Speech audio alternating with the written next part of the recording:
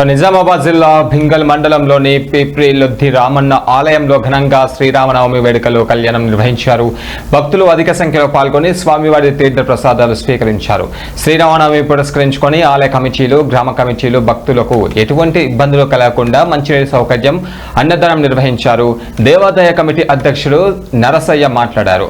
భీంగల్ మండలంలోని అత్యంత విశేషమైన రామాలయంలో లొద్ది రామన్న గుడి పేరుగాంచింది. స్వయంభుగా క్షేత్రంగా పూజలు అందుకుంటున్న రామాలయం దర్శించుకుంటే కోరిన కోరికలు నెరవేరుతాయని భక్తుల యొక్క నమ్మకం అన్నారు. రాష్ట్ర సహకార సంఘాల చైర్మన్ మానాల మోహన్ రెడ్డి మాట్లాడారు. భీంగల్ మండలంలోని అత్యంత విశిష్టమైన దేవాలయంగా లొద్ది రామన్న స్వామి వారిని దర్శించుకోవడం నా జన్మ ధన్యమైందని ప్రజలందరూ ఆయుర్యారోగ్యాలతో సుఖ సంతోషాలతో జీవించాలని ఆయన కోరారు. కళ్యాణ మహోత్సవాన్యత్వేన కన్యాదానమహం కరిష్యే. స్వామి వారికి జై శ్రీరామ్. మన భీమవరం మండలం పిప్రి గ్రామంలో ఇక్కడ లొద్ది రామన్నలో కొంత జాతర నిర్వహించడం. ప్రతి సంవత్సరం నవమి రోజున జాతర జరుగుతుంది.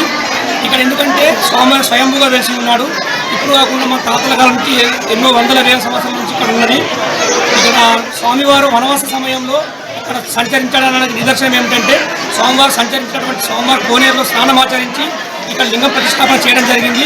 ఆ లింగాలు 2002లో మా గుడి పునర్నిర్మాణంలో భాగంగా బయటపడ్డాయి. దానివల్ల భక్తులు ఇంకా అశేషమైన జనం ఇక్కడ వస్తారు. ఇక్కడ వచ్చినటువంటి భక్తులకు అన్ని సౌకర్యాలు మా గ్రామ కమిటీ, దేవస్థాన కమిటీ తరఫున అన్ని సౌకర్యాలు కల్పించబడతాయి.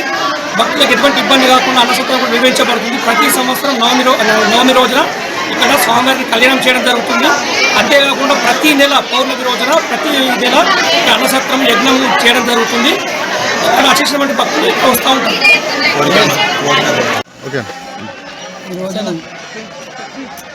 ఉదయం నుండి బాల్కొండ నియోజకవర్గంలో గల రామాలయాలను సందర్శిస్తూ ఇక్కడ లొద్ది రామన్న టెంపుల్లో రాముల వారి ఆశీర్వాదం కోసం శ్రీరామనవమి రోజున గత కొన్ని సంవత్సరాలుగా ఉన్నటువంటి ఆనవాయితీ ప్రకారం స్వామివారిని దర్శించుకోవాలని, స్వామివారి యొక్క ఆశీస్సులు ఈ తెలంగాణ రాష్ట్ర ప్రజలపైన, ముఖ్యంగా నిజామాబాద్ జిల్లా ప్రజలపైన, రైతాంగం పైన ఆయన కృపా కటాక్షాలు ఉంచి